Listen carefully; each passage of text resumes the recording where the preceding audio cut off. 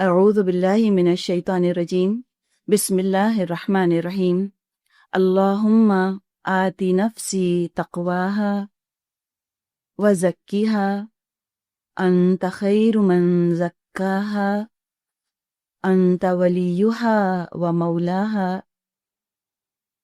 اللہم انی اسألک الہدی والتقی والعفاف والغنا۔ یہ دونوں دعائیں صحیح مسلم میں موجود ہیں نبی اکرم صلی اللہ علیہ وسلم کی۔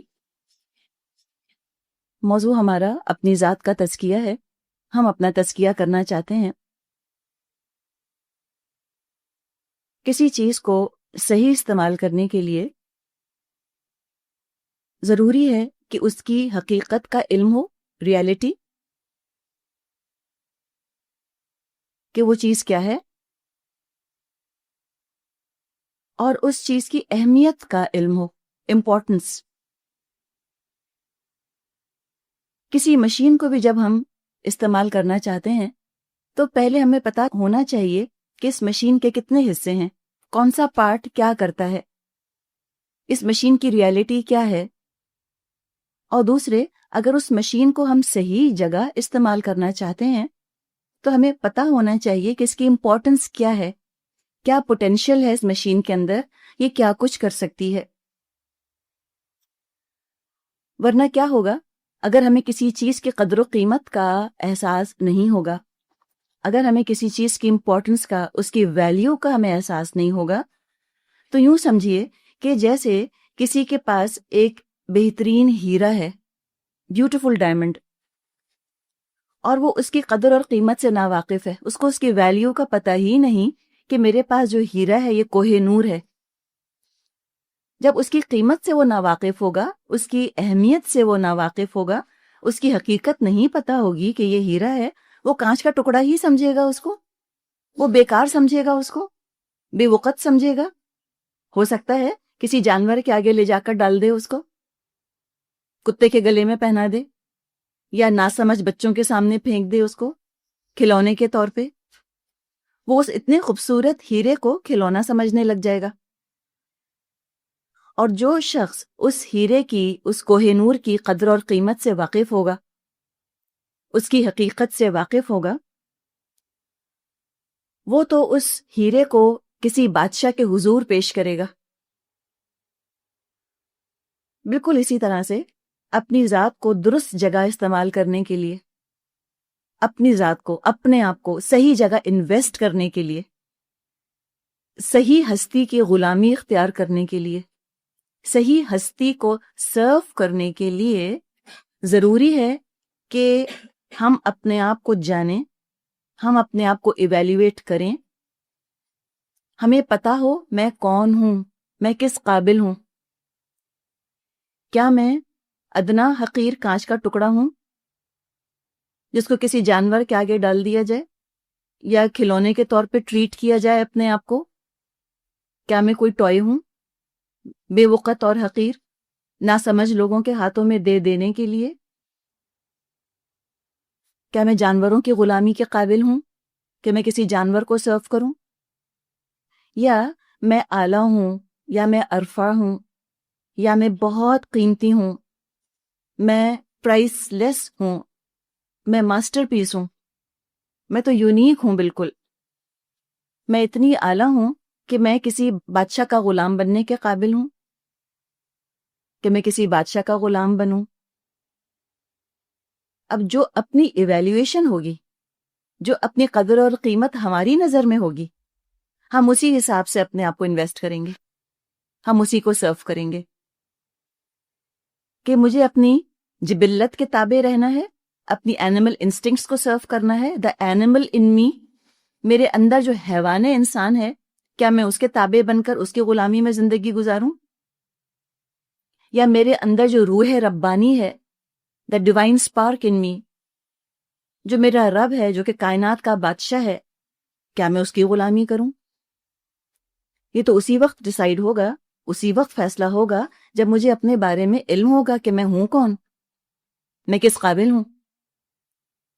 تو خود شناسی، سیلف ریکگنیشن خدا شناسی میں مددگار ثابت ہوتی ہے. اپنے آپ کو ہم پہچانیں گے تو ہم رب کی معرفت بھی حاصل کر سکیں گے. اپنے آپ کو نہیں پہچانیں گے تو ہم رب کو نہیں پہچان پائیں گے. ہم نے پہلے بھی بات کی تھی فطرت کی اور جبلت کی. آپ چاہیں تو آپ 2 کالمز بنا سکتی ہیں. ایک پر لکھیے فطرت، ایک ہی ہیڈنگ ڈالیے جبلت. ذرا سا ہم دوہرا لیتے ہیں، ریکیپ کر لیتے ہیں. فطرت کے اندر کیا کچھ پایا جاتا ہے اور جبلت میں کیا کچھ پایا جاتا ہے. فطرت کا تعلق روح سے ہے، جبلت کا تعلق جسم سے ہے. فطرت کے اندر انا ہے، ایگو. فطرت میں توحید گندھی ہوئی ہے، یونٹی آف گاڈ. فطری طور پہ انسان اللہ کی فرما برداری کرنا چاہتا ہے، اوبیڈینس ٹو گاڈ یا اوبیئنگ اتھارٹی، یہ فطرت میں شامل ہے. اللہ کی ناراضگی سے ڈرتا ہے انسان، اللہ کی رضا چاہتا ہے، وہ گاڈ پلیزر ہے.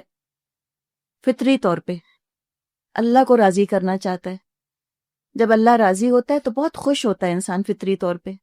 اللہ ناراض ہوتا ہے تو نیچرلی اندر سے فطری طور پہ وہ تکلیف محسوس کرتا رہتا ہے.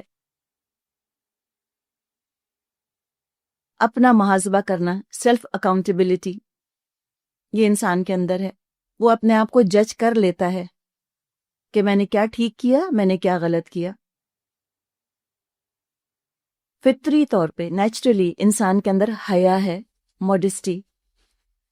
اپنے آپ کو ڈھانکنا چاہتا ہے، اپنی برائیوں کو بھی ڈھانکتا ہے.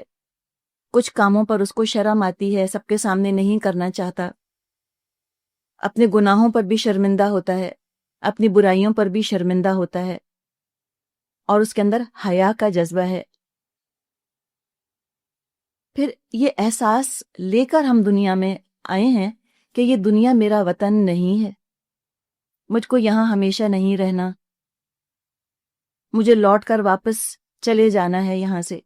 میرا وطن کچھ اور ہے، میرا ملک کوئی اور ہے، میں کہیں اور کا شہری ہوں، میں دنیا کا نیشنل نہیں ہوں. پھر فطری طور پہ یہ صلاحیت موجود ہے، یہ کیپیبلٹی ہے انسان کے اندر کہ وہ علم حاصل کرتا ہے اور علم سکھا سکتا ہے. ایکوائرنگ اینڈ امپارٹنگ نالج، یہ سب چیزیں موجود ہیں فطرت کے اندر. پھر دوسری طرف جبلت میں یہ چیزیں بھی گندھی ہوئی ہیں، یہ بھی ہم لے کر آتے ہیں اپنے ساتھ، کوئی سکھاتا نہیں ہم کو، یہ ہماری جبلت کے اندر موجود ہیں. تحفظ جان، جسم چاہتا ہے کہ میری حفاظت ہو. تحفظ جان، مجھے تکلیف نہ پہنچے، مجھے کوئی ہرٹ نہ کرے، مجھے کوئی اذیت نہ پہنچائے، مجھے کوئی نقصان نہ پہنچے. تو تحفظ جان کے لیے جو اللہ تعالیٰ نے انسٹنکٹ رکھا ہے انسان میں، وہ ہے فیئر انسٹنکٹ. فیئر، خوف کی کیفیت جبلت کے اندر موجود ہے. خوف کی وجہ سے ہم نقصان سے بچتے ہیں. اگر چیزوں کا خوف نہ ہو، ہم بہت سے نقصانات کا شکار ہو جائیں. ہم کسی اونچی منزل سے چڑھ کر نیچے چھلانگ نہیں لگاتے خوف کی وجہ سے کہ ہماری جان ہلاک ہو جائے گی. ہم کسی خوفناک درندے یا جانور کے پاس نہیں جاتے. ہمیں خوف ہوتا ہے، ڈر ہوتا ہے سانپ ڈس نہ لے، شیر ہلاک نہ کر دے. ہم آگ سے بچاتے ہیں اپنے آپ کو کہ آگ ہمیں کہیں جلا نہ دے. تو یہ فیئر انسٹنکٹ جبلت کے اندر موجود ہے. اور تحفظ جان میں کھانا پینا، گھر، کپڑا، یہ شامل ہیں. یہ کیا ہے؟ یہ ہے بقائے ذات، تحفظ جان، روٹی کپڑا مکان. پہ جبلت ہی کے اندر بقائے نسل بھی موجود ہے، پرزرویشن آف اسپیشیز، کہ میں تو اپنے آپ کو قائم رکھوں، پرزرویشن آف سیلف، لیکن میری نسل بھی آگے چلے. یہ بھی جبلت کے اندر موجود ہے، بقائے نسل کی خواہش. اور بقائے نسل کے لیے اللہ تعالیٰ نے جبلت کے اندر صنف مخالف کی کشش رکھی ہے، attraction of the opposite sex, اور اولاد کی خواہش، یہ جبلت میں موجود ہے. ابھی جتنی چیزیں ہم نے اس وقت ڈسکس کی فطرت اور جبلت کی، یہ سب اچھی ہیں، سب اچھی ہیں، کوئی بری نہیں. بگاڑ یا ایکسٹریم لوگوں میں اس طرح سے آئی کہ انہوں نے فطرت کو تو بہت اچھا سمجھا اور جبلت کو بہت برا سمجھا. انہوں نے سوچا کہ ہماری بہتری اس میں ہے کہ ہم جبلت کے سارے تقاضوں کو مار ڈالیں، نفس کشی، سیلف انہائلیشن. جبلت اگر کھانا مانگتی ہے، تقاضا ہے جبلت کا کھانا، مت دو. انسان کے جسم کا تقاضا ہے شادی بیاہ، مت کرو. جسم آرام مانگتا ہے، آرام مت دو. اب کیا ہوا جب انہوں نے یہ سوچا تو تزکیے کا رخ بالکل غلط ہو گیا. انہوں نے سمجھا کہ تزکیہ کیا ہے؟ جبلت کو مار ڈالنا. بالکل غلط رخ پر ان کی ساری کوششیں چلی گئیں، توجہ غلط چیز کی طرف ہو گئی. جبلت کو مار ڈالنا مقصد ہی نہیں، یہ تو اللہ نے ہماری بنائی ہے. حسن خلق حاصل کرنے کا تعلق اس بات سے نہیں ہے کہ جبلت کو مار ڈالا جائے، نہ کھایا جائے، نہ پیا جائے، نہ ہنسا بولا جائے، نہ لوگوں سے کانٹیکٹ کیا جائے، اور نہ ہی شادی بیاہ کی جائے. جہاں تک فطرت کا تعلق ہے، فطرت کا تعلق جیسے ہم نے بات کی روح سے ہے. روحیں تو سب کی تنہا تنہا ہیں. اپنی فطرت کو سب سے اچھا پہچانتا ہے انسان جب وہ تنہا ہوتا ہے. حقیقت ہے اگر اپنی فطرت کو پہچاننا ہے، بعض دفعہ تنہائی بہت مددگار ثابت ہوتی ہے. جہاں تک جبلت کا تقاضا ہے، اس میں انسان گھلنا ملنا چاہتا ہے، لوگوں کے اندر سوشل کانٹیکٹ چاہتا ہے، معاشرتی روابط چاہتا ہے. سائیکالوجی میں کہتے ہیں کہ ہیومنز آر سوشل اینیملز، انسان سوشل اینیمل ہے. تو اینیمل والی بات اگر جبلت پہ ہم رکھیں، اینیمل انسٹنکٹس، تو واقعی انسان گھلنا ملنا چاہتا ہے، لوگوں میں بیٹھنا چاہتا ہے، بات چیت کرنا چاہتا ہے. یہ ہماری جبلت کی خواہش ہے، ہماری ضرورت ہے ملنا جلنا. انہوں نے یہ کہا کہ نہیں، جبلت کو مار ڈالو، کسی سے ملنے جلنے کی ضرورت نہیں، ساری آبادی کو رہنے دو، آبادی کو چھوڑو، کہیں دور دراز جنگلوں میں، پہاڑوں کی چوٹیوں پر جا کر بسیرا کرو اور وہاں تنہائی میں رہو. یہ ان نیچرل ہے، درست طریقہ نہیں، یہ مقصد ہی نہیں، اس کی ضرورت ہی نہیں. حسن خلق حاصل کرنے کے لیے ان دونوں کو اپنے اپنے مقام پر قائم رکھنا ضروری ہے. ان دونوں تقاضوں میں عدل کرنا ضروری ہے، فطرت اور جبلت، اور دونوں کے تقاضوں کی تسکین فراہم کرنا ضروری ہے. جو فطرت کا تقاضا ہے وہ پورا کیا جائے، جو نیچر کی ڈیمانڈز ہیں ان کو فلفل کیا جائے، جو اینیمل انسٹنکٹس کی ضروریات ہیں، نیڈز ہیں، ان کو فلفل کیا جائے، دونوں کی ضروریات کو پورا کیا جائے. اللہ تعالیٰ کی جو شریعت ہے اس میں دونوں کے لیے گنجائش موجود ہے. فطرت کے تقاضوں کو بھی پورا کرتی ہے شریعت، اور جبلت کے تقاضوں کو، جبلت کی ضروریات کو بھی پورا کرتی ہے شریعت. نہ صرف ضروریات کو پورا کرتی ہے جبلت کی، بلکہ خواہشات کو بھی پورا کرنے کی بہت گنجائش ہے. جبلت کی خواہشات کو پورا کرنے کی بھی گنجائش ہے. اللہ تعالیٰ فرماتا ہے کلو وشربو، کھاؤ اور پیو، ولا تسرفو، لیکن دیکھو حد سے مت بڑھ جانا، انہو لا یحب المسرفین، اللہ حد سے بڑھنے والوں کو پسند نہیں کرتا. کھانے پینے کو مقصد مت بنا لینا، ایسا نہ ہو کہ تم جبلت پر اتنے زیادہ فوکسڈ ہو جاؤ کہ فطرت کو نگلیکٹ کرنا شروع کر دو۔ نبی اکرم صلی اللہ علیہ وسلم نے فرمایا النکاح من سنتی، نکاح میری سنت ہے، ثواب کا کام ہے، اللہ خوش ہوتا ہے نکاح سے، کرو۔ جہاں تک معاشرتی روابط کا تعلق ہے، سوشل ٹائز کا تعلق ہے، قرآن میں تو بہت تذکرہ ہے رحمی رشتوں کو نبھانے کا، غریبوں سے مسکینوں سے تعلق قائم رکھنے کا۔ اسلام کا سوشل کمپوننٹ، معاشرتی پہلو بہت مضبوط ہے، ویری اسٹرانگ۔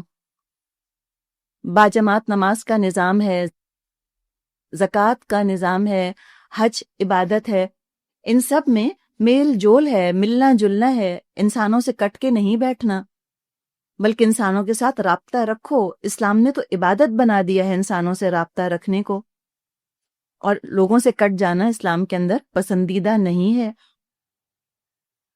اپنے نفس کو مار ڈالنا اسلام کا مقصد نہیں ہے، اس لیے کہ حسن اخلاق نہیں آ سکتا اگر آپ کسی ایک کو بھی نگلیکٹ کریں، دونوں میں سے، فطرت کو یا جبلت کو۔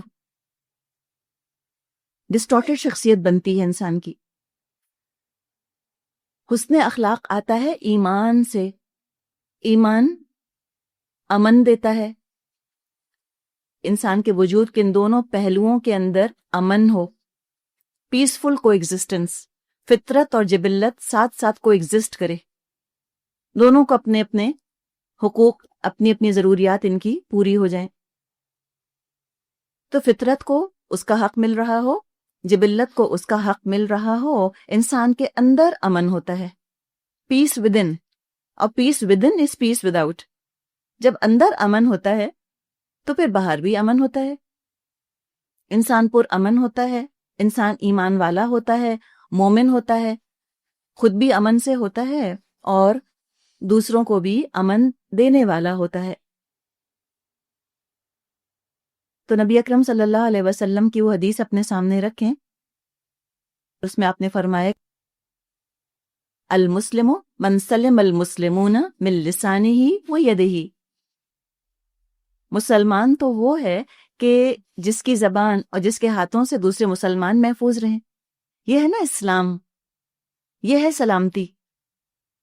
جب انسان کے اندر سچا اخلاق ہوتا ہے تو وہ سچا مسلم ہوتا ہے اور وہ سچا مومن ہوتا ہے، خود بہت امن سے ہوتا ہے، اس کے اندر کوئی ڈپریویشن نہیں ہے، کوئی محرومی نہیں ہے، کوئی غیر فطری پابندیاں نہیں لگائیں اس نے اپنے اوپر، سارے تقاضے اس کے اچھی طرح سے پورے ہو رہے ہیں۔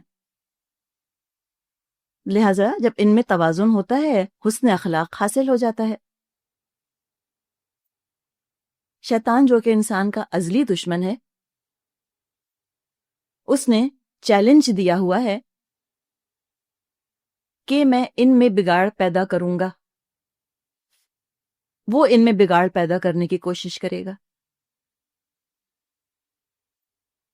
جب فطرت بگڑتی ہے یا جبلت بگڑتی ہے تو فساد پیدا ہو جاتا ہے، ایمان رخصت ہو جاتا ہے، اسلام رخصت ہو جاتا ہے، کفر آ جاتا ہے اور فسق آ جاتا ہے۔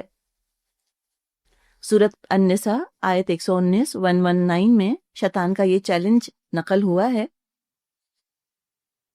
اس نے کہا تھا وَلَأُضِلَّنَّهُمْ، اور میں لازماً ان کو بہکاؤں گا، وَلَأُمَنِّيَنَّهُمْ، ضرور ان کو آرزوؤں میں الجھاؤں گا، وَلَآمُرَنَّهُمْ، اور میں ضرور ان کو حکم دوں گا، فَلَيُغَيِّرُنَّ خَلْقَ اللَّهِ، تو یہ میرے حکم سے اللہ کی بنائی ہوئی تخلیق میں تبدیلی کریں گے۔ فطرت اللہ نے بنائی، جبلت بھی اللہ نے بنائی، شیطان کہتا ہے اس کو بگاڑو، اس کو بگاڑو۔ بگاڑ کا لفظ تو استعمال نہیں کرتا، بنتا تو بہت خیر خواہ ہے نا ہمارا، کہتا ہے اس کے تقاضوں کو رہنے دو، اس کے تقاضوں کو پورا کرو، تو لاپ سائیڈڈ بنانا چاہتا ہے۔ یا تو کہے گا صرف فطرت کے تقاضے پورے کرو، جبلت کو دبا دو، یا کہے گا صرف جبلت پر فوکس کرو، فطرت کو رہنے دو۔ فطرت میں شبہات کے ذریعے سے بگاڑ پیدا کرتا ہے۔ جو بنیادی فطری چیزیں ہیں، توحید، اللہ کی فرما برداری، اپنی اکاؤنٹیبلٹی، حیا، یہ احساس کہ دنیا میرا وطن نہیں ہے، ان چیزوں میں وہ شبہات ڈالتا ہے. کہتے ہیں حیا کی ضرورت ہے، حیا کی تمہیں کیا ضرورت ہے؟ وہ کہتے ہیں اللہ ہے کہ نہیں، پتہ نہیں، ہو سکتا ہے اللہ نہ ہو. تو ان چیزوں کے اندر بگاڑ ڈالتا ہے. فطری تعلیمات ہیں ان میں شبہ ڈالتا ہے. قرآن دین فطرت سکھاتا ہے ہم کو. قرآن کا جو آغاز ہوا الف لام میم ذالک الکتاب لا ریب فی، الف لام میم یہ وہ کتاب ہے جس میں کوئی شک نہیں. پہلی ہی نفی کر دی شک کی کہ تم فطرت سنوارنے اٹھ رہے ہو، شک سے نجات پالو. اگر شک سے نجات نہیں پاؤ گے تو فطرت کے تقاضوں کو فلفل نہیں کر سکو گے، ان کی تسکین نہیں ہو سکے گی، تم پہچان نہیں پاؤ گے اپنی فطرت کو. تو شک سے نجات حاصل کرنا ضروری ہے. شیطان کا ہتھیار ہے شک ڈالنا. تو فطرت میں وہ شبہات کے ذریعے سے بگاڑ پیدا کرتا ہے، فطرت کو بگاڑ دیتا ہے. اور جبلت میں شہوات کے ذریعے سے بگاڑ پیدا کرتا ہے. شہوات، ایپیٹائٹس، خواہشات کو ابھارتا ہے. جو جائز خواہشات ہیں جبلت کی، ان سب کو پورا کرنے کی گنجائش موجود ہے. شیطان انہی خواہشات میں پھونکے مارتا ہے اور ان کو اتنا بڑھا دیتا ہے کہ پھر انسان شریعت کے دائرے سے باہر نکل کر ان کو پورا کرنے کی کوشش کرنے لگتا ہے. اور جب یہ خواہشات شریعت کے دائرے سے باہر نکلنے لگتی ہیں، اب ان کو قرآن ہوا کہتا ہے. اللہ تعالیٰ نے فرمایا ہے وَمَنْ خَافَ مَقَامَ رَبِّهِ وَنَهَى النَّفْسَ عَنِ الْهَوَىٰ فَإِنَّ الْجَنَّةَ هِيَ الْمَأْوَىٰ. اور جو ڈرا اپنے رب کے سامنے کھڑے ہونے سے اور اس نے اپنے نفس کو ہوا سے روکا، تو انشاءاللہ بے شک جنت ہی اس کا ٹھکانہ ہے. تو یہ نہیں کہا اللہ تعالیٰ نے قرآن میں کہیں کہ اپنی ساری خواہشات ختم کر دو، ہوا سے روکا گیا ہے ہم کو. ورنہ اللہ تعالیٰ نے تو فرمایا ہے کہ جہاں تک شہوت کا تعلق ہے کہ زُيِّنَ لِلنَّاسِ حُبُّ الشَّهَوَاتِ مِنَ النِّسَاءِ وَالْبَنِينَ وَالْقَنَاطِيرِ الْمُقَنطَرَةِ مِنَ الذَّهَبِ وَالْفِضَّةِ، کہ کھبا دی گئی ہے انسان کے دل کے اندر محبت شہوات کی. حب الشہوات، شہوات کی محبت کھبا دی گئی ہے. عورتیں اور بیٹے اور خزانے اور کھیتی اور جانور، یہ تمام چیزیں ان کی شہوت موجود ہے. منع نہیں کیا کہ تم عورتوں سے محبت مت کرو، یا عورتیں مردوں سے، اپنے میاں سے محبت نہ کریں، یا بچوں کی خواہش ہی نہیں ہونی چاہیے، یا تم کو مال اچھا ہی نہیں لگنا چاہیے. ان چیزوں سے نہیں روکا اسلام نے، اس لیے کہ جبلت کے تقاضے ہیں، پورا کرو، ہوا سے بچو بس. اب اگر ہم اعلیٰ اخلاق، عمدہ اخلاق حاصل کرنا چاہتے ہیں تو جو امام غزالی نے 4 قوتیں بتائی ہیں ان میں اعتدال پیدا کرنا ہوگا، ان میں بیلنس قائم کرنا ہوگا. قوت علم، قوت عدل، قوت شہوت اور قوت غضب کو بیلنس کرنا ہوگا. ان میں اگر کمی بیشی ہو جائے، ان میں اگر زیادتی ہو جائے یا کمی ہو جائے، افراط و تفرید ہو جائے اگر، تو مختلف اخلاقی بیماریاں جنم لیتی ہیں اور عمل میں بگاڑ پیدا ہونے لگتا ہے. اب تھوڑی سی بات ہم ان پر کر لیتے ہیں کہ جب یہ بڑھ جاتی ہیں حد سے زیادہ تو کیا شکل اختیار کرتی ہیں، کس طرح سے ان کا اظہار ہوتا ہے. جب ان قوتوں کے اندر حد سے زیادہ کمی آ جاتی ہے تو کون سی خرابیاں پیدا ہوتی ہیں، کمی کا اظہار کس طرح سے ہوتا ہے. اور جب یہ قوتیں معتدل ہوتی ہیں، بیلنسڈ ہوتی ہیں، متوازن ہوتی ہیں، تو کیا شکل اختیار کرتی ہیں، انسان کے اندر کن چیزوں کا ظہور ہوتا ہے، اس پر ہم تھوڑی سی انشاءاللہ تعالی بات کرتے ہیں. شروع کرتے ہیں قوت علم سے، دا پاور آف نالج. ایسا لگتا ہے جیسے قوت علم کا تعلق فطرت سے ہے، اسی کی فطرت میں ہے نا علم حاصل کرنے کی طلب. اور آپ یہ دیکھیں کہ جو فطرت کی ہم نے باتیں کی تھیں، فطرت کی جو یہ چیزیں ہیں یہ جانوروں میں نہیں ہوتی، اس لیے کہ جانوروں کے اندر فطرت نہیں ہے نا. ہم نے شروع ہی میں بات کی کہ nature is an exclusively human phenomenon. فطرت کا تعلق چونکہ روح سے ہے، یہ انسان کے ساتھ مخصوص ہے. فطرت جانور میں صرف جبلت ہوتی ہے، فطرت نہیں ہوتی. اور چونکہ جانور کے اندر فطرت نہیں، تو جانور میں نہ انا ہے، نہ اس کے اندر اللہ کی کوئی فرما برداری ایس سچ وہ کرتا ہے سوچ سمجھ کے، نہ اپنا محاسبہ کر سکتا ہے، نہ جانوروں میں حیا ہوتی ہے، نہ جانوروں کو یہ کوئی خیال ہوتا ہے کہ یہ دنیا میرا گھر نہیں ہے، اور نہ ہی جانور علم حاصل کرتے ہیں یا سکھاتے ہیں. وہ جبلت کے اندر جو ان کے اندر علم ہے نا، گھونسلہ بنانا، وہ کیے چلے جائیں گے، وہ سیکھ نہیں سکتے. ٹیم ہونا اور چیز ہے، اور علم سیکھنا، ترقی کرنا اور چیز ہے. انسان غاروں میں رہتا تھا، علم حاصل کر کے اس نے اسکائی اسکریپرز بنانے شروع کر دیے. لیکن جو بئی کا گھونسلہ ہوتا ہے وہ 10,000 سال پہلے بھی ایسا ہی تھا اور آج بھی ایسا ہی ہے، اس میں ترقی نہیں ہوئی. دنیاوی ترقی، دنیاوی پروگریس تو ہوتی ہے علم کے حصول سے. تو جو فطرت والی چیزیں آپ دیکھیں یہ جانوروں میں نہیں ہوتی.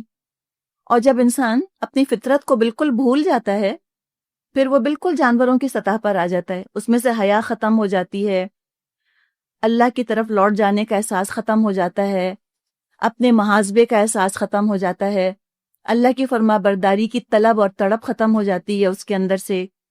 وہ یہ بھول جاتا ہے کہ دنیا میرا وطن نہیں ہے، اپنی فطرت کا گلا گھونٹ دیتا ہے. فطرت مسخ ہو جاتی ہے، پرورٹ ہو جاتی ہے نیچر، صرف اس کا حیوان انسان بچ جاتا ہے، روح انسان ختم ہو جاتی ہے. تو ایسے ہی انسانوں کو اللہ تعالیٰ نے پھر جانوروں سے تشبیہ دی ہے کہ ان کا تو انسان مر گیا، یہ تو جانور ہیں، اینیمل انسٹنکٹس پر زندہ ہیں، خالی بطن اور فرج کے سہارے زندہ ہیں. دو ہی فکریں ہیں ان کو، بطن کی اور فرج کی، کہ میرا پیٹ بھر جائے، میری شرمگاہ کو تسکین حاصل ہو جائے، اور تیسرا کوئی اعلیٰ مقصد بچا ہی نہیں. تو جو علم کی ہم بات کر رہے ہیں اس کا بھی تعلق یوں محسوس ہوتا ہے کہ فطرت سے ہے. قوت علم انسان کے اندر ہے. جب یہ حد اعتدال سے بڑھ جائے، جب یہ لمٹس کراس کر جائے، اوور ہو جائے، تو انسان کے اندر دھوکہ دہی، چالاکی، عیاری ہم جس کو کہتے ہیں، کننگنس، ایول جینیس جس کو ہم کہیں، وہ چیز پیدا ہوتی ہے. سازشی ذہن بنتا ہے، مکاری آتی ہے انسان کے اندر، پلاٹنگ اینڈ پلاننگ. اگر علم حد سے زیادہ بڑھ جائے، سکنس بن جائے، تو اللہ کے علم پر انسان شک کرنے لگے گا، اللہ کو اپنے سے بڑا ماننے سے انکار کر دے گا، اللہ کے وجود ہی کا انکار کر دے گا. یہ کب ہوتا ہے؟ جب علم میں ذاتی ہو جائے. ہمیں خیال ہی آتا ہے کہ ہر چیز کی ذاتی تو اچھی ہوتی ہے، انکریز تو ہونا چاہیے. لیکن اگر آپ کینسر کی بیماری کو اپنے ذہن میں رکھیں تو آپ کو بات سمجھ میں آ جائے گی. کینسر میں کیا ہوتا ہے؟ سیلز جو ہیں وہ ملٹیپلائی ہونا شروع ہو جاتے ہیں، انسان کے جسم کے خلیے بڑھتے چلے جاتے ہیں، بڑھتے چلے جاتے ہیں. تو یہ بڑھوتری فائدہ تو نہیں دیتی، کینسر بن جاتی ہے. اور وہ جو بڑھنا شروع ہوتے ہیں وہ رینڈم بڑھتے چلے جاتے ہیں، بے مقصد بڑھتے چلے جاتے ہیں. تو بے مقصد علم، غیر نافع علم، وہ جب حد سے زیادہ بڑھنے لگ جاتا ہے تو پھر وہ اس طرح کا کینسر بن جاتا ہے، ملیگننٹ ہو جاتا ہے، کئی بیماریوں کو جنم دینے کا باعث بن جاتا ہے. اللہ کے وجود کا انکار زیادہ پڑھے لکھے لوگوں نے ہی کیا. اب اگر قوت علم میں بہت زیادہ کمی ہو جائے گی تو اس کا اظہار حماقت کی شکل میں ہوگا، اسٹوپیڈیٹی، بے وقوفی کی شکل میں ہوگا، اور انسان اللہ کے ساتھ دوسری مخلوقات کو شریک کرنے لگے گا. علم جب کم ہوتا ہے تو اس شرک کی طرف لے جاتا ہے. اگر قوت علم اعتدال پر رہے، مناسب رہے، بیلنس رہے تو اس سے انسان میں حکمت پیدا ہوتی ہے، وزڈم۔ حکمت کا تعلق بھی فطرت سے ہے، حکمت پیدا ہوتی ہے اور تقوی پیدا ہوتا ہے۔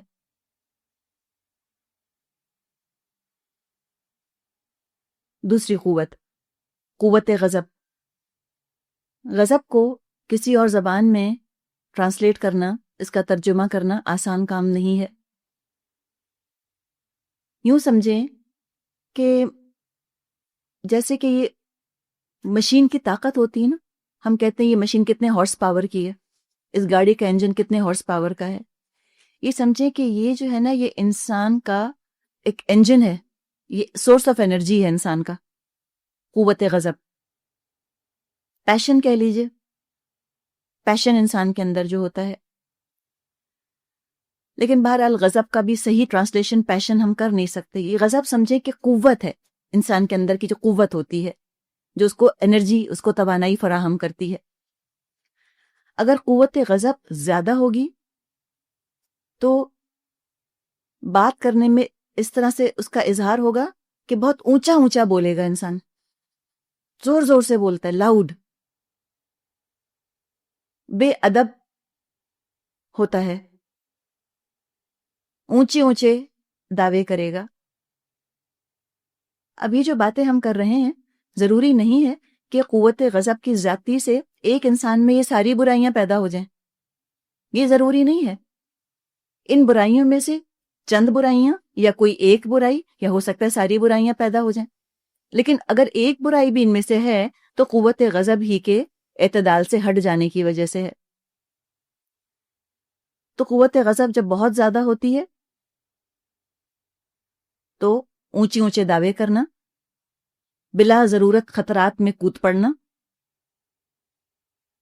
غصہ کرنا، جلد بازی کرنا، اوروں کی بے عزتی کرنا، روڈنس، اس جیسی برائیاں پیدا ہو جاتی ہیں۔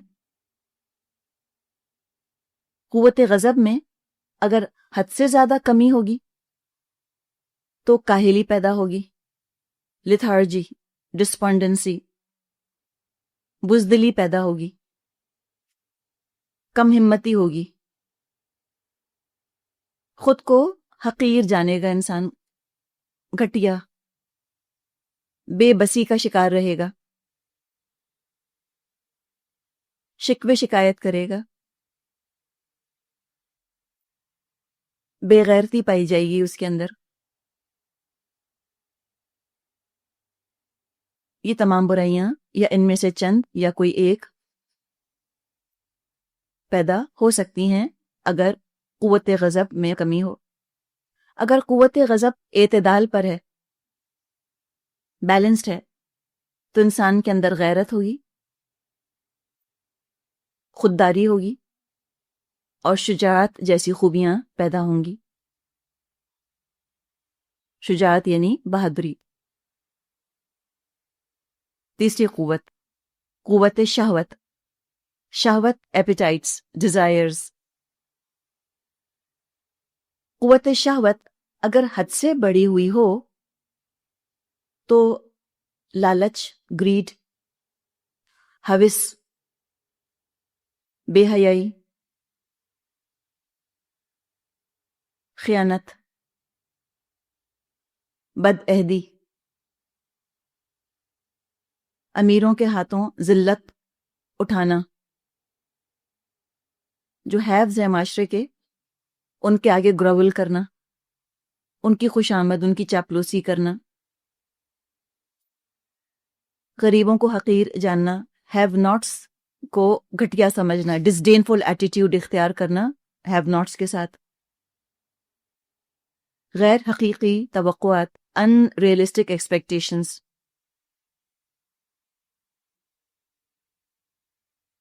اس طرح کی برائیاں پیدا ہوں گی۔ اگر قوت شہوت حد سے زیادہ گھٹی ہوئی ہو، بہت کم ہو جائے،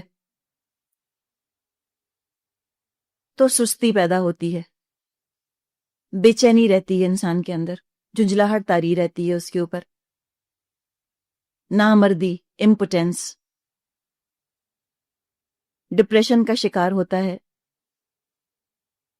پیسمسٹ ہوتا ہے، مایوس۔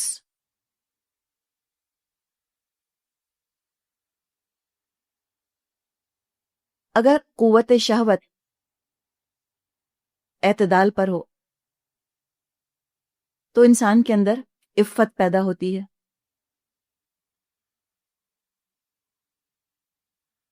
تحمل آتا ہے، پیشنس، شرم و حیا اس میں رہتی ہے، دوسروں پر کام کو آسان کرتا ہے، ان ریئلسٹک غیر حقیقی توقعات نہیں رکھتا دوسروں سے، دوسروں پر کام کو آسان کرنا چاہتا ہے،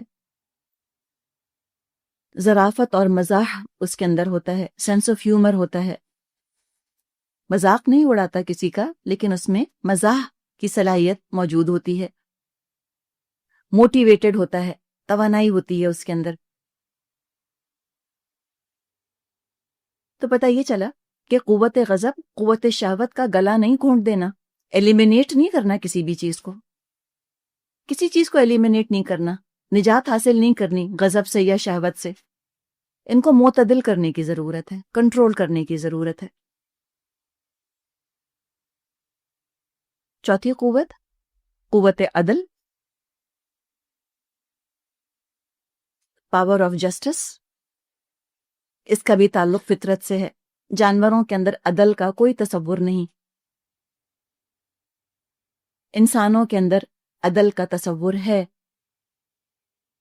قوت عدل جیسا کہ نام سے ظاہر ہے یہ خود درمیان میں ہے، تو قوت عدل کا اعتدال کوئی چیز نہیں، عدل تو خود ہی درمیانی چیز ہے، بیلنس ہے، جسٹس تو خود بیلنس ہے۔ تو قوت عدل کی ضد ہے، اس کا اپوزٹ ہے، قوت عدل کی ضد ظلم ہے۔ ہاں، عدل کے بارے میں انسان کا رویہ بعض دفعہ افراط و تفرید میں چلا جاتا ہے، عدل کے بارے میں انسان کا ایٹیٹیوڈ بعض دفعہ ایکسٹریم پر چلا جاتا ہے۔ اگر انسان عدل کے بارے میں زیادہ ہی حساس ہوگا، اوور سینسٹیو ہوگا، بال کی کھال نکالے گا بہت ہی زیادہ، بہت ہی زیادہ محتاط ہوگا عدل کے بارے میں، تو ظالموں کے ساتھ بے جا نرمی برتے گا، ظالموں کے ساتھ بے جا نرمی برتے گا، ان کی طرف سے غلط بہانے قبول کر لے گا، اس لیے کہ عدل کے بارے میں بہت ہی حساس ہے، کہے گا کیا پتہ یہ ہو، کیا پتہ ایسا ہو، کیا پتہ ایسا ہو، تو لہٰذا وہ ظالموں کے ساتھ نرمی برتے گا، ان کو لیوے دے دے گا، ان کے غلط بہانے بھی قبول کر لے گا۔ اور اگر عدل کی طرف سے بالکل بے حس ہو، بے نیاز ہو، انتہائی غیر محتاط ہو، عدل کرنے میں بہت جلد باز ہو، تو بے قصوروں پر بھی شک کرے گا، بغیر ثبوت کے بھی لوگوں کو سزا دے دے گا، اور عدل کے بارے میں اگر بہت دیر لگائے تو بھی ظالموں کو فائدہ ہوگا۔ ہم کہتے ہیں نا justice delayed is justice denied, عدل کرنے میں تاخیر کرنا عدل سے روک دینا ہے کسی کو، اور اگر جلد بازی کرے گا تو ہو سکتا ہے کہ بے قصوروں کو سزا دے دے، تو دونوں صورتوں میں وہ ظلم کا ارتکاب کرے گا۔ تو یہ چند باتیں ہیں جن کا علم انسان کے لیے ضروری ہے تاکہ وہ خود کو پہچانے۔ یہ تمام چیزیں انشاءاللہ خود کو پہچاننے میں، خود شناسی میں مددگار ثابت ہوں گی۔ اس کے بعد انشاءاللہ تعالی اب ہم تزکیے کے حوالے سے چند عنوانات کا مطالعہ شروع کریں گے، اور آغاز اللہ نے چاہا تو ہم انا سے کریں گے۔